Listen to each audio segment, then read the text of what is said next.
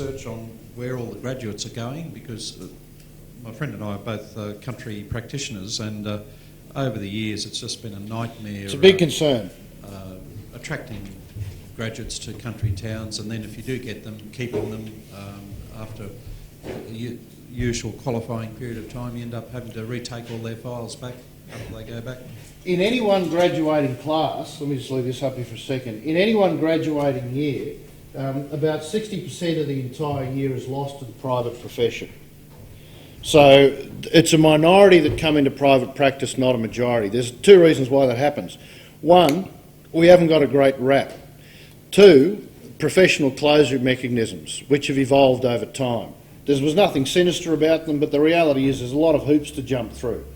The fact that you have to get a job in order to get qualified, in order to practice.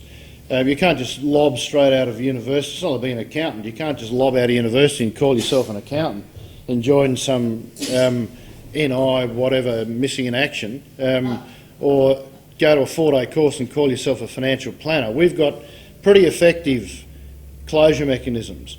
The other part of it, which I was talking about before, is the fact that it's not necessarily seen as being an easy road for bright young things historically. For what it's worth, I suspect that the law is about to become a very comfortable port in a storm. You know, I've met a lot of people who are coming back from London. I know a lot of young lawyers in Sydney, all of whom have got friends who've done, you know, the cardboard box walk of shame. Why you wouldn't send it home in a courier, I don't know. But the attrition thing for you guys, just so you've got a little bit of a takeout on it, an individual has an ability to contribute that's also exponential. The challenge for smaller firms is that they come with a lineal cost. So that produces an economic break-even point. And depending on the cognitive capacity of the candidate and the complexity of the task, that is about 18 months in all but process-focused firms. So the challenge for you when you're managing attrition is not keeping the person from a cradle to grave journey like many of us have done and will continue with. It's about keeping the person who would have left after 2 years to stay for 4.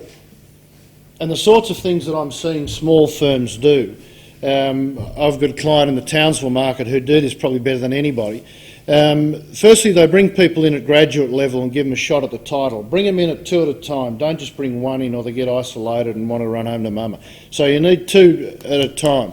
You've got to spend a lot of time with them and put them through a formal training program. Talk to them about a 4 or a 5 year career and training plan. Include large vacations in that. Offer to leave them on the, pay them pocket money to go overseas for a few months. Anything you can do to keep that person happy for 4 years is going to make you decent money if you're bringing them through. If you expect they're going to stay forever, they leave after 2, it'll be economically disastrous. You're better off not to have them. Put your fees up and start saying no.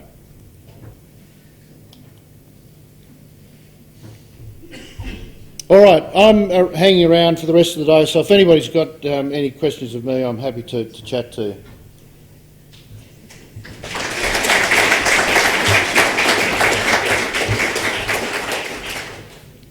As you can see... Sorry, mate, I need to just do the technology.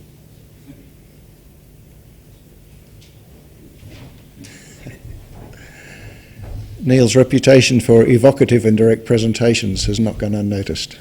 Thank you very much, Neil. That was very good.